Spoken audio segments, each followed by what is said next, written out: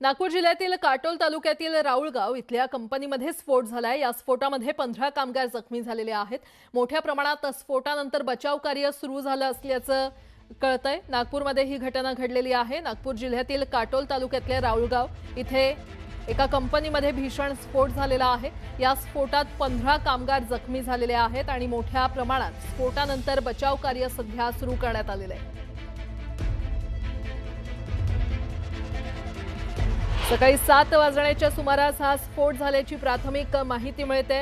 SBL नावाच्या कंपनीमध्ये हा स्फोट झालेला आहे। या स्फोटात 15 कामगार जखमी झालेले आहेत।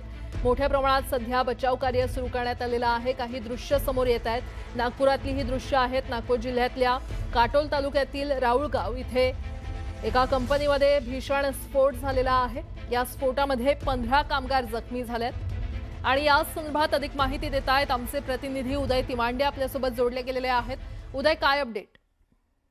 नक्कीच नागपूर जिल्ह्यातला अमरावती रोडवर असलेल्या राहुलगाव इथल्या SBL कंपनीमध्ये जे आहे ते सकाळी 7च्या वेळी जे आहे ते स्फोट झाला। ज्यावेळी हा स्फोट झाला त्यावेळी तिथे डिटोनेटर बनविण्याचं काम सुरू होतं आणि त्या दरम्यान काहीतरी निष्काळजीपणा झाला असावा आणि त्यातून हा स्फोट झाला असावा। सगळ्यात महत्त्वाचं म्हणजे या स्फोटाच्या वेळी तिथं 25 कर्मचारी जे आहेत ते कार्यरत होते। त्यातले सुमारे 10 ते 12 कर्मचारी जे आहेत ते जखमी आहेत आणि त्यांना उपचारासाठी नागपूरमध्ये जे आहे ते हलविण्यात आलेलं आहे आणि त्या कंपनीमध्ये अजूनही सुमारे 25 कर्मचारी अडकले असण्याची भीती जी आहे ती व्यक्त केली जाते। त्यामुळे त्या कर्मचाऱ्यांची शोध मोहीम जी आहे ती आता प्रशासनाकडून राबविली जात आहे।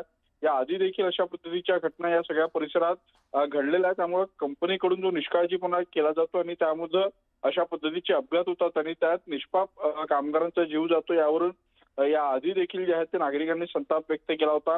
आज पुन्हा एकदा तशीच घटना झालेली आहे। सुदैवानं अजूनपर्यंत कुठलीही जीवितहानी झाल्याची माहिती यात समोर येत नाही। मात्र 10 ते 15 कामगार यामध्ये गंभीर जखमी झाल्याची माहिती सध्या समोर येत आहे। ठीक आहे उदय, धन्यवाद या संपूर्ण माहितीसाठी।